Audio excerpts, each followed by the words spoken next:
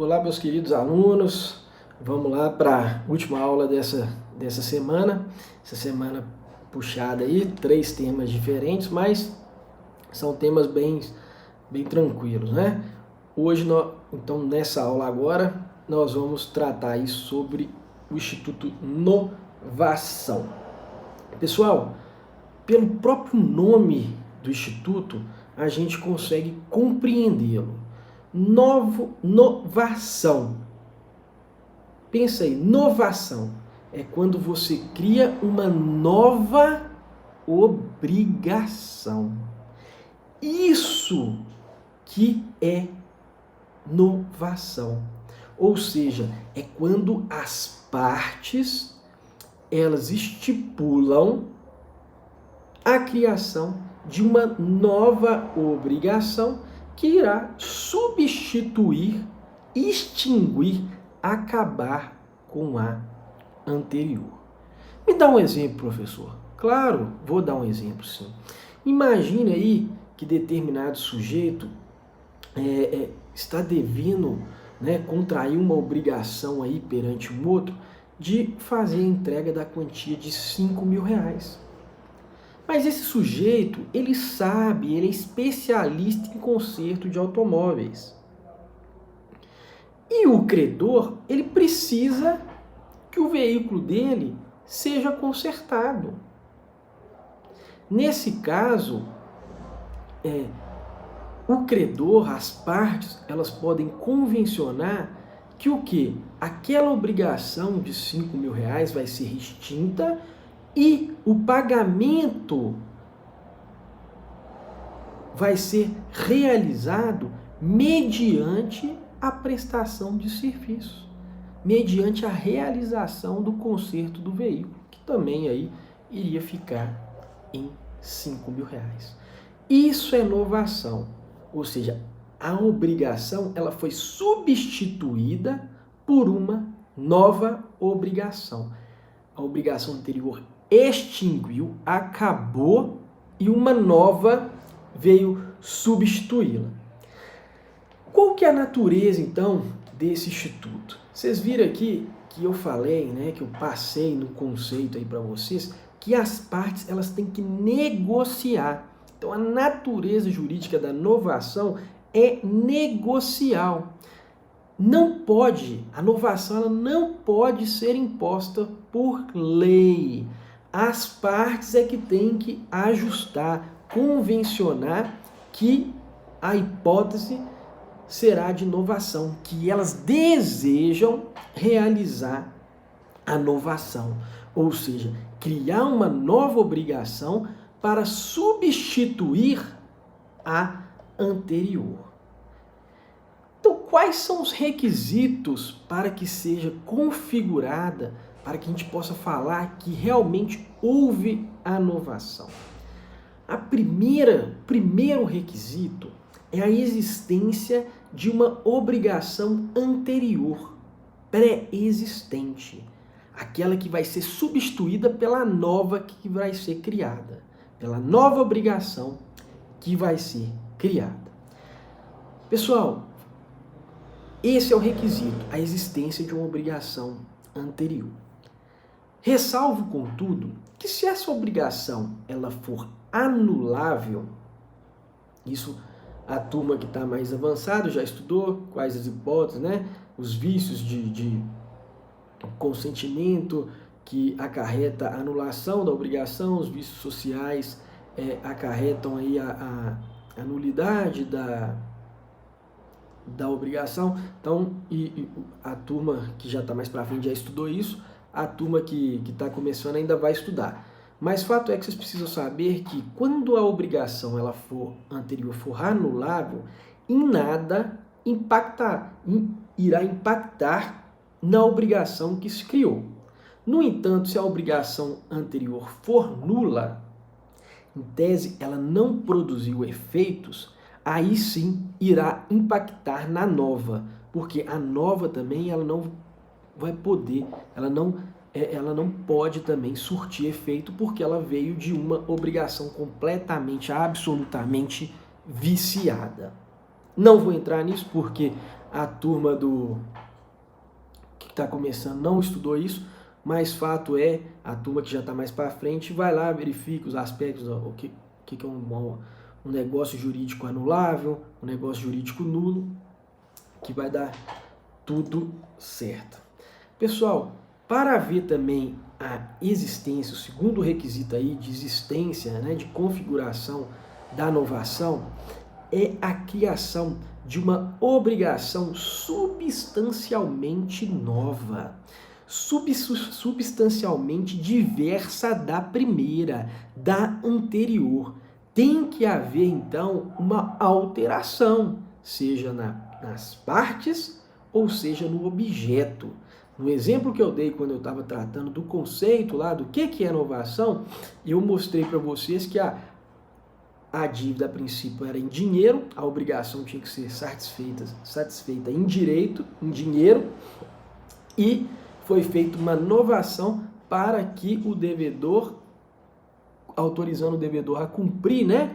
Modificando a forma de cumprimento da obrigação, passando a ser por meio da prestação de serviço, que seria do conserto do automóvel do credor. Então ali houve uma alteração substancial. Então, para que seja configurada aí a novação, tem que ter uma alteração do sujeito, mudar o credor ou o devedor, mudar o objeto ou mudar o objeto e um dos sujeitos. Que aí vocês vão ver mais para frente que é a hipótese de novação mista. Mas, professor, se eu conceder um parcelamento, alterar a forma de cobrança de juros, isso também é novação? Não. Por que não é novação? Porque aí tem um terceiro requisito para que seja caracterizada a novação. Tem que preencher esses 3 requisitos. Tá? O primeiro é uma dívida pré-existente, uma obrigação pré-existente anterior, que vai ser substituída pela nova. O segundo requisito é a modificação substancial da obrigação, seja em relação ao sujeito e o objeto, ou seja em relação ao sujeito e objeto junto. E o último requisito é o ânimos de novar, o ânimo de novar. As partes, elas expressamente têm que demonstrar, o propósito de novar, de que a obrigação nova vai substituir a anterior. Então nós vimos aí que são 3 requisitos para a configuração da novação. E quais são os tipos, quais são as espécies de novação? Eu já até adiantei. Nós temos a novação objetiva, em que vai haver uma alteração no objeto, ou seja, essa nova obrigação que vai ser pactuada em substituição à anterior, vai alterar, o que vai alterar da anterior aí, vai ser o objeto, que é aquela do exemplo que eu dei. O devedor estava obrigado a fazer o pagamento de R$5.000, criou uma obrigação nova que alterou a forma de cumprimento da obrigação em relação ao objeto. Ele não vai mais entregar R$5.000, ele vai fazer o conserto do veículo. Então houve uma alteração do objeto. E nós temos a novação subjetiva. Subjetiva passiva, subjetiva ativa ou subjetiva mista. A passiva, ela ocorre quando há uma mudança, uma alteração do devedor. A ativa, quando há uma alteração em relação ao credor, há uma mudança aí do credor. E a mista, além dos sujeitos, alteração dos sujeitos, também há uma alteração do objeto. Vamos lá para a passiva. Em relação à passiva, a gente já sabe, subjetiva, a novação passiva, a novação subjetiva passiva, a gente já sabe que está relacionada aí ao sujeito passivo, que é então o devedor da obrigação, e ela pode se caracterizar, ela pode acontecer por expromissão ou por delegação. Expromissão é quando o devedor é quando, na verdade, o devedor independe, é quando independe do consentimento, da concordância do devedor. Já a por delegação, a novação, a espécie de novação subjetiva passiva por delegação, independe, ou seja, não necessita, prescinde de autorização do devedor. Perfeito. Professor, então me dá um exemplo de novação subjetiva relacionada ao sujeito, passiva ao sujeito passivo, devedor, por expromissão. Expromissão é aquela que o devedor está sendo expulso. Expromissão, expulso. Ele está sendo expulso. Me dá um exemplo aí que não precisa do consentimento do devedor. Perfeito. Imagina aí um filho muito rico, né? Esse filho muito rico vê a situação, vê lá o pai angustiado, triste, não está conseguindo fazer a quitação da dívida dele, chateado, não está conseguindo viver, nunca foi devedor. Esse filho, então, ele vai lá no credor e fala: credor, vamos fazer aqui uma nova obrigação para substituir a anterior e você me coloca como devedor.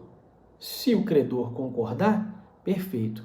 Essa é a novação subjetiva passiva por expromissão. Veja, ressalte aí que não necessita do consentimento do devedor, mas do credor sim. Por quê? Porque é negocial. Já a por delegação é quando o devedor ele expressamente fala, o pai lá vai falar: não, perfeito, eu concordo, pode alterar aí. Então, o próprio devedor ele participa aí, indicando uma outra pessoa para tomar o lugar dele nessa nova obrigação. Turma, em caso de insolvência, ou seja, que o patrimônio desse novo devedor não seja suficiente para quitar a dívida, que ele não tenha recurso suficiente para quitar a dívida, essa dívida que foi criada com essa nova obrigação pactuada, ela não vai retornar para o antigo devedor. Por que não? Porque eles criaram uma nova obrigação que extinguiu a anterior. Perfeito? Então ela não vai voltar para o antigo devedor. A não ser que esteja comprovada, que seja aí comprovada a má-fé do devedor anterior. Por exemplo, ele já sabia que o novo devedor ele não tinha condições de arcar com o débito, tá? Então, essa daí é a única hipótese aí de insolvência, né? No caso de não pagamento, que voltaria então a dívida para o devedor anterior, ou seja, que voltaria a obrigação anterior, ou seja, que caberia direito de regresso, na verdade não voltaria à obrigação anterior, a obrigação permaneceria a mesma, mas caberia direito de regresso contra o devedor, tá? O credor poderia acionar lá. E nós temos também, pessoal, a novação subjetiva ativa, então diz respeito ao sujeito ativo, ao credor. Essa também pode ocorrer. Imagina lá um credor A, tem um credor A, tem um devedor B e um credor C. Então vamos A, B e C. Temos aqui um credor A de B e um credor C de A. Então, B é devedor de A e B é credor de C. Nesse caso, A pode pedir para B pagar para C. Então isso é muito tranquilo. Só que não utiliza da novação para fazer toda essa transferência entre credores, porque é muito mais fácil fazer por meio da cessão de crédito. E por fim, a última hipótese de inovação subjetiva é a mista, em que há alterações, né, em que muda os sujeitos e também o conteúdo da obrigação. Então é o pai que assume uma dívida em dinheiro do filho, mas que combina que vai fazer o pagamento por meio de prestação de serviço. Tá? Extinguiu a obrigação anterior, passando a valer a nova. Agora, quais são os efeitos, então, da novação? Vai liberar, o primeiro efeito aí é liberatório, porque ele vai extinguir, basicamente, o efeito principal é o liberatório, porque vai extinguir a obrigação anterior, liberando quem? O devedor e também o credor, porque vai passar a ter uma nova obrigação. Então, vai liberar as partes da obrigação originária. Então, o efeito é liberatório, é o principal. Mas, professor, vai liberar tudo, inclusive as garantias, a fiança e tudo? Tudo, pessoal, tudo. Se não constar, se não houver estipulação em sentido contrário, vai liberar tudo. Tranquilo? E o fiador, ele somente vai prosseguir, ele somente vai ser fiador da obrigação nova que for pactuada se ele expressamente consentir. Não adianta ressalvar lá no contrato sem pegar uma nova assinatura do fiador, não. O fiador ele vai ter que consentir. Por quê? O fiador é uma garantia pessoal. Ele está afiançando aquela pessoa e não a outra, não o outro devedor que vai passar a ter. Não o outro credor também. Então, mesmo mantendo aí o devedor, imagina que houve troca dos credores, o fiador expressamente tem que anuir. Perfeito?